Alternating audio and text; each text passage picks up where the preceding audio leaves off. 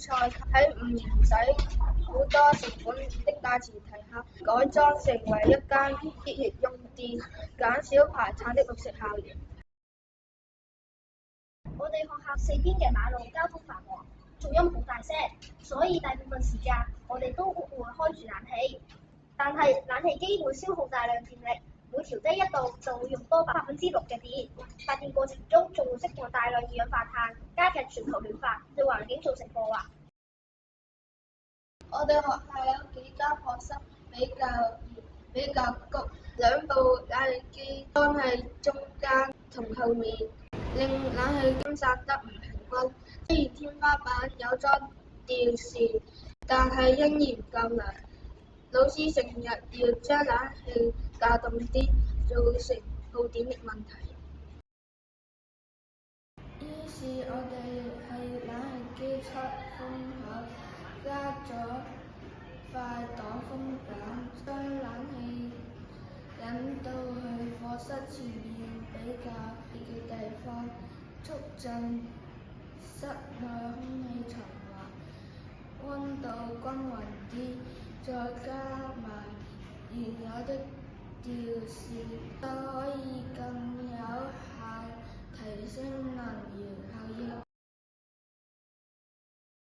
冷氣機嘅位置基本上唔難改動，所以我哋唯一諗一下點樣令冷氣輸出變得更有效。如果冷氣唔校到咁低嘅話，就可以減少電量。我哋見小朋友出入課室嗰時，好多時都忘記咗閂門，令冷氣走出去，課室未能夠涼，所以整咗一個提醒裝置。先嚟睇下呢個課室啦，門係開住嘅，所以咧冷氣係開唔到嘅。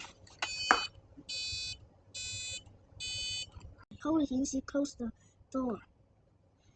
而家將門閂咗佢先，跟住再開冷氣就開到啦。當開住冷氣嘅時候，再開門，佢都會顯示 close the door，同埋發出嗰啲嘟嘟聲。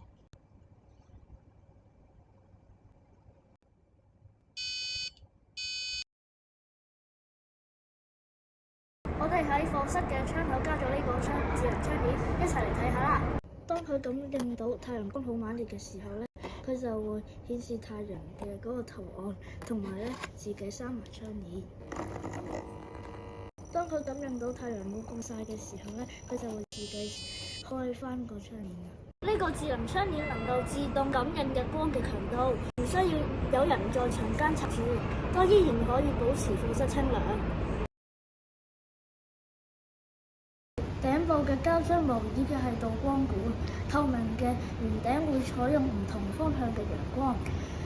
下邊嘅導光管鑿咗一層特殊物料，可以把日光高度反射，引入下面嘅操場嚟照明。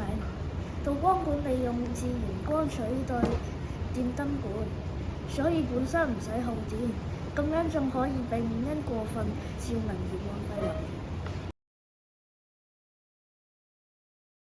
環保係每個人嘅責任，我哋希望同學喺學校入邊都可以一齊參與。我們諗住將操場原本嘅健身車換做一部發電吹風車，同學踩單車嘅時候採產生嘅動能會轉化成電能，配合儲電裝置就可以令後面嘅風扇轉動，取代部分嘅電風扇，減少能源消耗，就好似咁樣啦。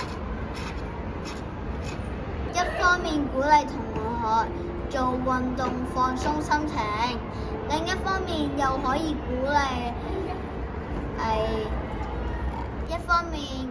同學做運動放鬆心情，另一方面又可以鼓勵佢哋身體力行，實踐綠色生活，一舉兩得。最後介紹埋呢個操場嘅廢紙回收箱。調查發現有好多人錯誤將唔可以回收再造嘅垃圾放入咗回收箱，增加咗回收嘅困難同埋成本。呢個鏡頭可以感應到呢個垃圾係唔係可以回收嘅。如果可以回收，呢個鏡頭就會出現一個剔字，同埋咧會發出噔噔嘅聲。如果鏡頭感應到呢件垃圾係唔可以回收嘅，佢就會顯示交叉嘅字樣，同埋發出嘚嘅聲音。